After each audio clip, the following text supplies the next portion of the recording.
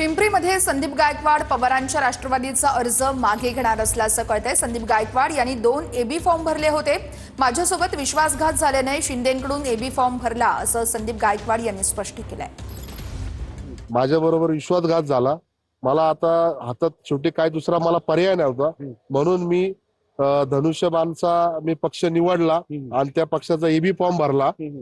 तर आता मी ठामपणे सांगू शकतो की मी आता जो माघार घेणार आहे तो फक्त मी तुतारीचा फॉर्म मागे घेणार आहे आणि मी जो लढणार आहे ते फक्त शिवसेनेच्या ह्याच्यावरच लढणार आहे। बातमी आता नाशिकमधून आहे। दीपक बडगुजर यांची नाशिकच्या प्रभाग क्रमांक 25 मधून माघार आहे।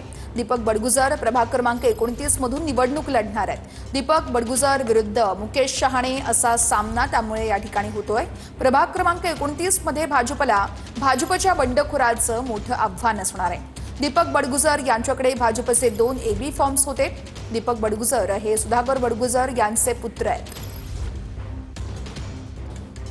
दीपक बडगुजर प्रभाग क्रमांक 29 मधून निवडणूक लढणार आहेत, तर दीपक बडगुजर विरुद्ध मुकेश शहाणे असा सामना या प्रभागामध्ये आपल्याला बघायला मिळू शकतो।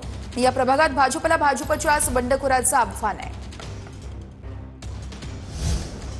तर सोलापूरमध्ये प्रभाग क्रमांक ड मधील शिवसेनेच्या उमेश गायकवाड यांची माघार आहे। शिवसेनेचे अधिकृत उमेदवार प्रकाश राठोड यांना पाठिंबा देत त्यांनी माघार घेतलेली आहे।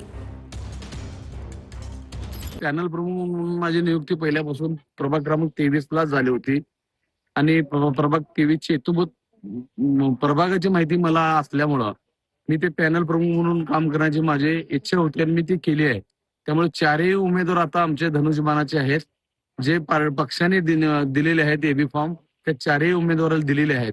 त्यामुळे पॅरलल फॉर्म मी भरला होता ड मधून, तो आता मी माघार घेणार आहे।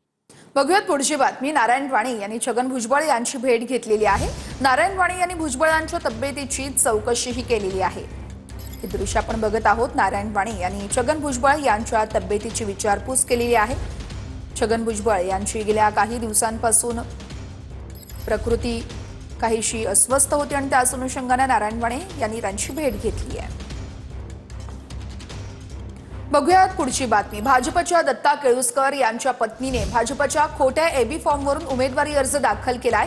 प्रभाग क्रमांक 173 मधून रामदास कांबळेंच्या पत्नी पूजा कांबळे यांनी उमेदवारी अर्ज दाखल केलेला आहे।